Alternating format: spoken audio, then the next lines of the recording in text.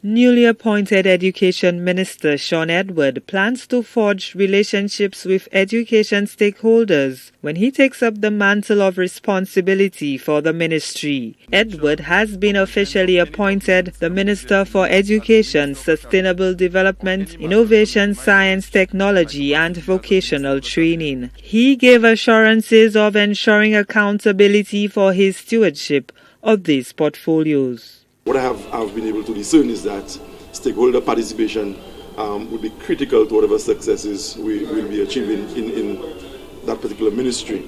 And by stakeholder participation, for me, it has to be a lot more than the quarterly meetings, but we have to deepen and also forge new relationships with the different stakeholders in education and sustainable development if we are to reap any success. My role as minister is not to go in there and pretend that I know everything, but one thing I can assure the Prime Minister and St. Lucia is that I will leave no stone unturned.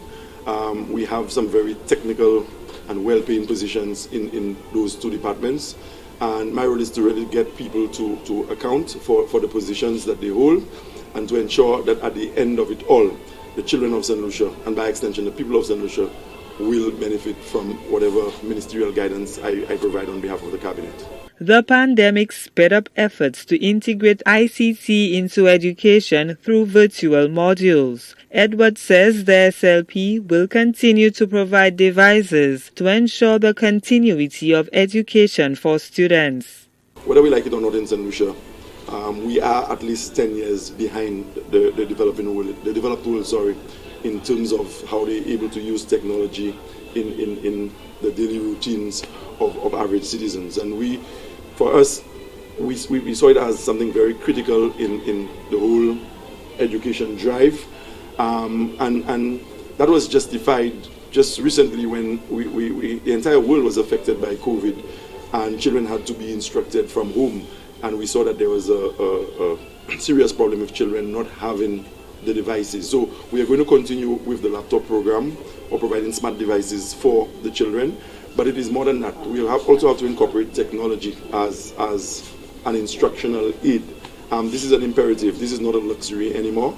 And of course, as I said, we'll be working with all the stakeholder agencies to ensure that we deliver as best as possible to the people of St. Lucia and to give more credence to the mantra that propelled us to electoral victory, putting people first, and in this instance, it really is putting the children of St. Lucia first.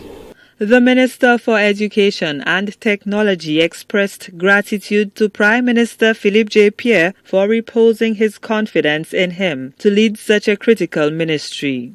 The portfolios of education, sustainable development, energy, technology, vocational training, etc.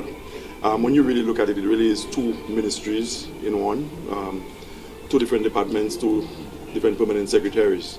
And those are critical departments in the whole scheme of national development. So I really need to thank the Prime Minister for that vote of confidence in my ability to lead such critical agencies of government. Edward, a teacher by profession, says that while he may not have all the answers to address issues in the education ministry, he will work closely with all stakeholders to ensure the advancement of education.